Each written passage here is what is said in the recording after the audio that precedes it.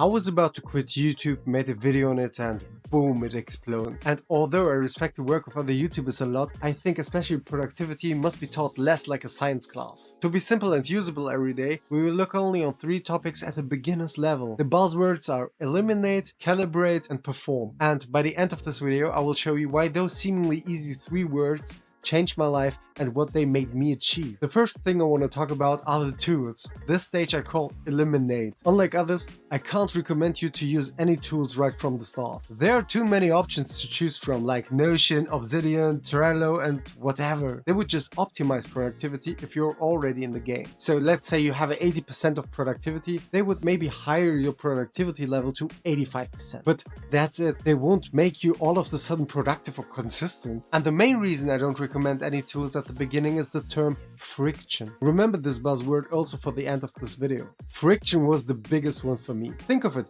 you're already overwhelmed that you need to tackle that many tasks. At first you're very uncertain how it's going to be because maybe you don't even know which tasks to follow or which ideas to have. But from my point of view, exactly those are more important than getting accustomed to a productivity app. So what does friction mean? Imagine walking stairs up. The first few steps are quite easy, but as you progress and the more you do at once, you'll start to get tired. But if you focus only on a set amount of stairs, take a break and then take the next amount, then it may take longer, but you'll stay fresh. Compared to that, the productivity tools, in my opinion, are just for people who are already on the last set of stairs. That's where we want to get as well, but we are not there yet. That's why the second thing I call is the evening before tomorrow. This stage I call Calibrate. Why don't I just say today's evening? Well, in the past I procrastinated like hell. In split-second decisions I pushed tasks always onto tomorrow. By setting the evening before tomorrow as a barrier, you act as a circuit breaker. So your split-second decisions don't have that much power anymore. If you've already pushed tasks away today,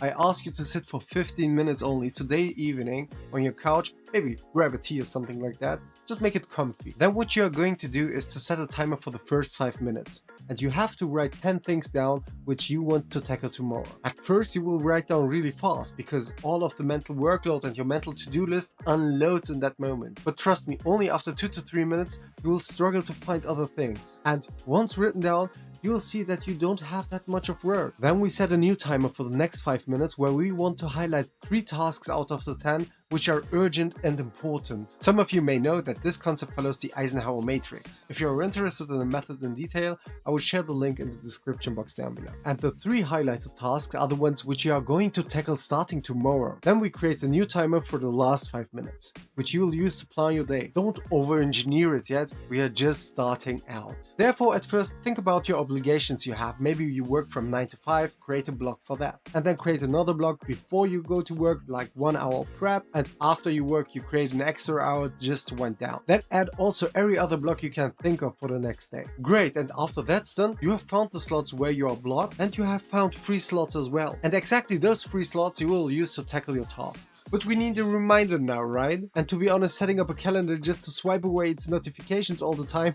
never worked for me. The easiest thing for me was to set up an alarm with a different ringtone. It's manual, it's annoying, it's just loud. And I guess that's the reason why it works. So let's sum it up. What we did was we wrote down tasks we want to tackle the next day and we planned all day. We didn't push the task into other slots. The third thing I want to talk about is the moment of truth. I call this stage perform. Let's be real. Everyone slips off schedule, no matter how cool, fancy or scientific your system might be. The moment of truth is exactly the moment where you know you have the time to check on a task. In our case, it will be as soon as your alarm rings.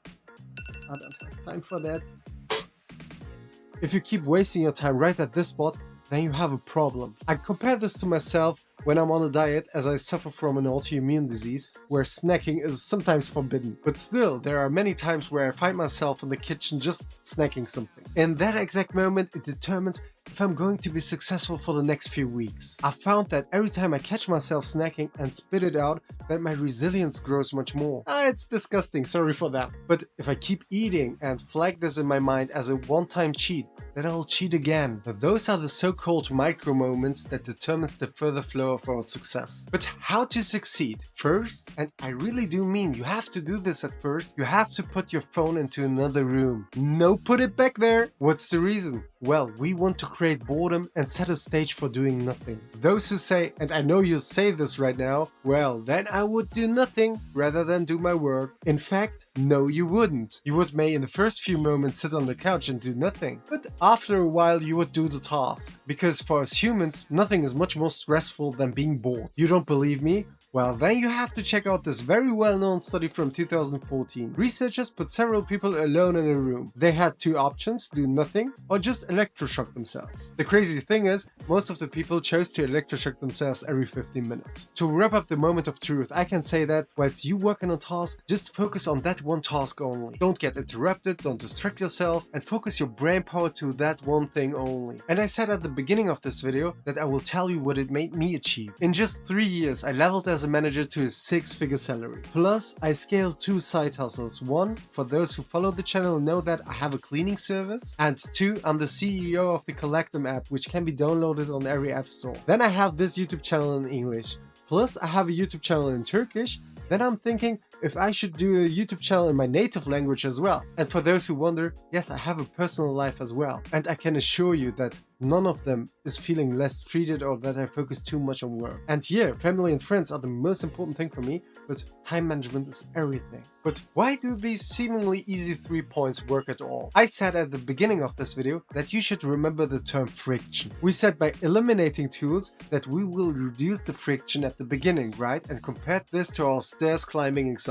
But this doesn't mean that we don't have any friction at all. By sitting every evening, only 15 minutes even, you have overcome the state of time wasting. We did something productive and we created friction. In our stairs example, it would mean that we've climbed the first amount of stairs. And obviously because of that, your probability to procrastinate the next day decreases because you don't want to throw away the work you did already. And basically that was the trick for me. I freed myself from the thought that I need a fancy system. I took 15 minutes every evening to think about the next day. So I selected what I want to work on, and the next day I cancelled out all the noise by putting away my phone and other distractors like that, just to channel my brain power towards that one task. It may sound obvious to you, but it's important to remember that the task has the greatest level of detail whilst being the smallest chunk of a big puzzle. If you don't know how to set tasks and create timelines, I recommend to watch this video over here. Plus I show you there a beginner friendly tool, but my honest take is master these 3 steps first before jumping there. And just one more thing for the last, I wanted to thank all of you for the comments I got on the quitting video. Because of you, I finally found my purpose. It will be to deliver value on things I know. You can believe me, every tool I recommend is personal stuff I use as well. Most irritating about this YouTube game when I started was